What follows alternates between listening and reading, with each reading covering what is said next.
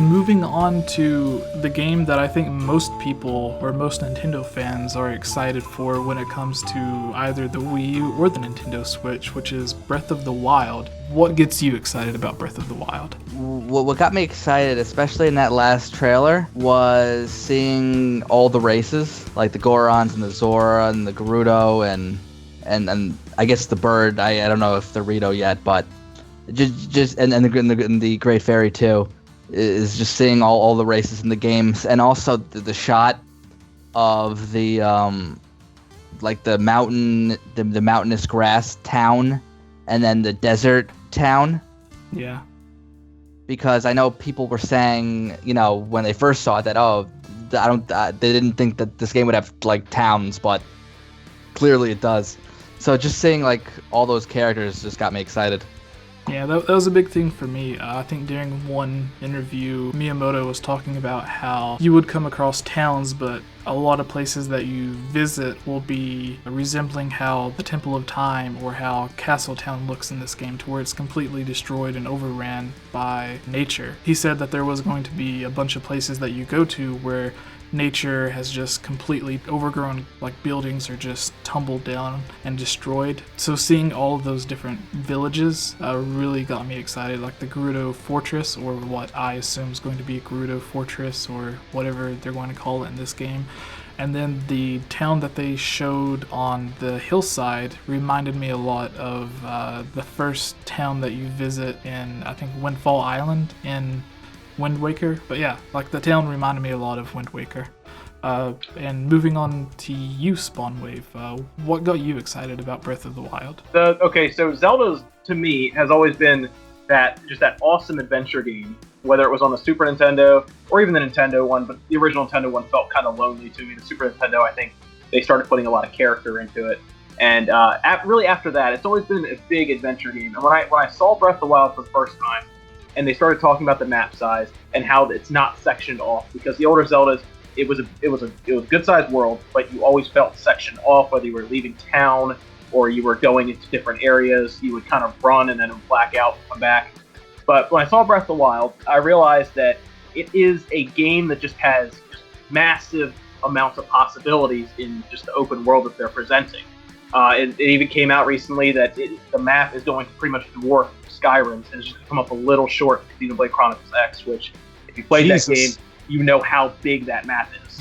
And the idea of Breath of the Wild is to give you an experience where you're not cut off from different sections. You can see him jump on that hang glider and just go. And it makes me want to play it just to explore. So that's what's really got me excited about Breath of the Wild. All right, and what about you, Dreamcast Guy? What gets me so excited is it just seems like such a perfect progression of the series. Like, each Zelda has changed and done different like angles of the adventure, but this one kind of seems to gather up all the things they've learned from every Zelda. It's kind of got the artsy style of Skyward Sword, and then kind of the giant open world of the Wind Waker, and just kind of combines some of the smart enemies from Ocarina of Time and just rolls them all to a giant ball. It looks like, I know this isn't the final Zelda, but it kind of seems like it could be, and it would be okay. And that's what gets me so excited, is just seeing what the hell they did with it this time. Yeah, for me, similar to your answer, what at first got me so excited for it, aside from it just being a new Zelda game, which is one of my favorite franchises, is the fact that from the very beginning, this Zelda game has seemed to pull different aspects from other games. Like, even something as little as letting you jump in this game is, like, to me, bringing back the jump feature from the second Zelda game on the NES. We have all of the different references that Nintendo themselves has made to the first Zelda game. We have the Temple of Time in Breath of the Wild, which looks like it was just taken directly out of Ocarina of Time. We have Castle Town, or the ruins of Castle Town, which looks like it was taken directly out of Twilight Princess. You have this huge sprawling world to where you don't really know where things are the first time you go into it. You're kind of trying to piece the world together yourself, like you did in Twilight Princess or the Wind Waker. It was the first time in a Zelda game you're really introduced to like an incredibly sized overworld in a Zelda game. in Twilight Princess, as Spawnwave was talking, whenever you go into a new town, the screen kind of blacks out and then you get to it, and even when you're going back and forth in Hyrule Field, they have these huge wide open areas, but then they kind of narrow off into small paths before you get to like Kakariko Village or another section of Hyrule Field. In this one, it's just completely huge and completely open. There's the Koroks, referencing Wind Waker. There's all of these different races, all of these different things that are references to all of these fan favorite things from past Zelda games. So just the fact that this seems like all of that, as you mentioned, DreamcastGuy, rolled up into a ball, kind of makes it seem like if this was the last Zelda game, in a similar way to how Naughty Dog said that Uncharted 4 was going to be the last Uncharted game for a while, it would be okay. Like with Breath of the Wild, I would be okay waiting 4 or 5 years for the next Zelda game because it has all of these fan favorite moments from all of the past Zelda games to kind of keep everybody happy. And the second thing, what were we saying, Spawnwave? Are you excited for how the story that they probably will be able to tell with the awesome voiceover work and everything?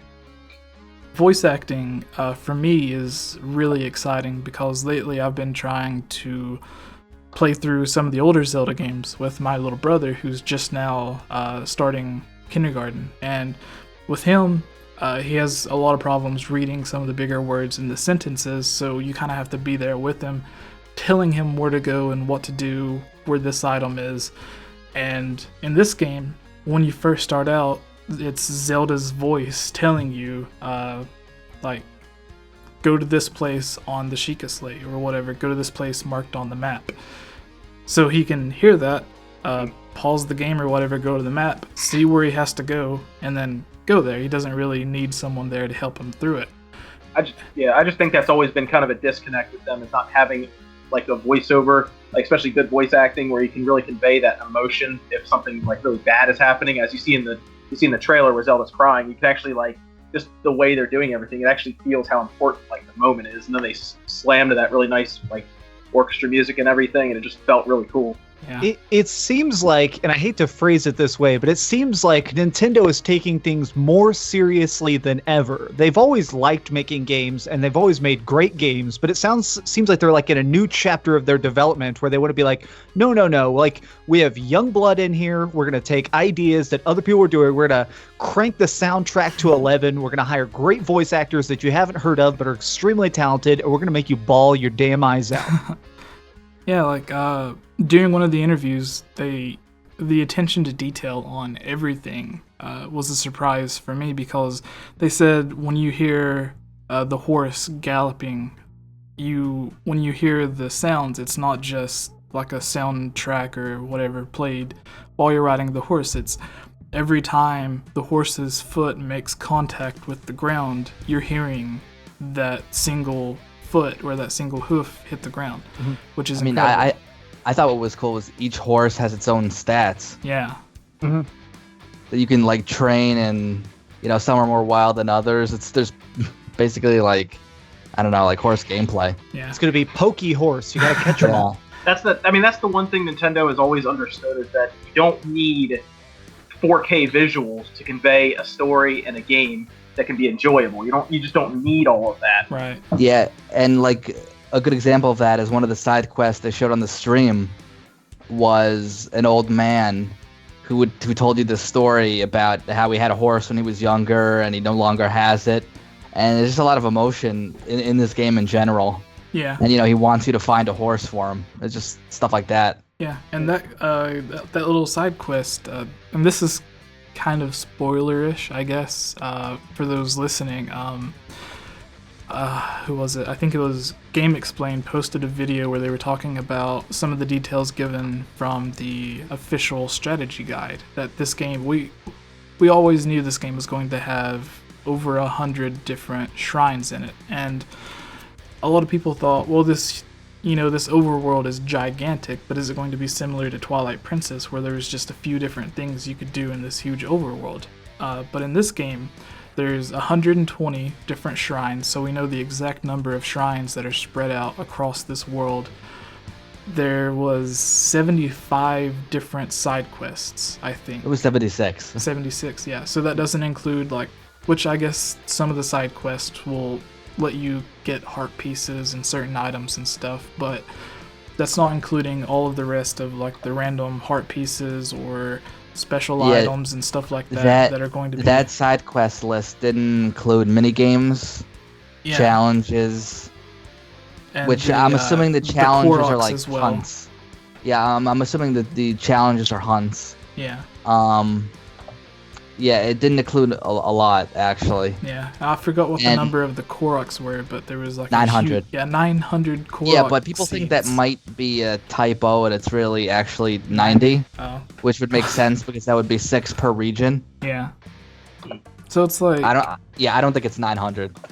Just this huge overworld, like the little information that we know from the strategy guide, we know that it's going to be full of stuff.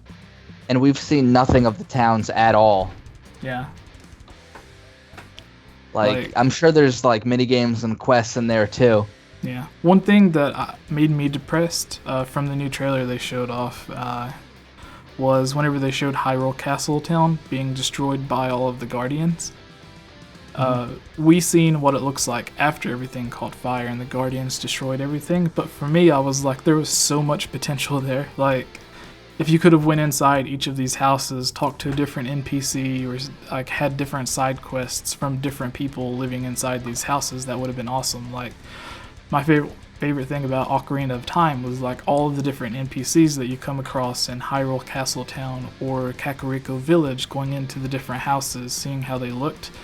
If Breath of the Wild had like this town that looked like it had 100 or possibly more different houses with all of these different NPCs walking around, that would have been awesome. But since it's all destroyed, that supposedly takes place in a past memory, that was just like a huge letdown for me. I want to thank you all for watching this video. If you liked it, give this video a like and share it with your friends. If you haven't already, please subscribe so you don't miss out on future gaming news, theories, rumors, and discussions. Also, let me know your thoughts in the comments below on how it could be improved. Your feedback is the most important part of bringing the quality of content on this channel to be the best that it can be. I would like to take this time to give a huge thank you to this month's Patreon supporters: Jonathan, The Edge Network, Magic Tech Review, John Frank, and Harris Priest. This video was made possible by supporters on Patreon. If you would also like to support this channel, head over to patreon.com/GameOverJesse, where you can support this channel as well. Rewards vary from having your topic featured on a future discussion, seeing videos early, joining as a guest on a video, shoutouts, and having a custom avatar similar to my own drawn a view to match any video game or anime art style that you would like. Mine is of myself as Link, but you could choose to have yours any way that you would like.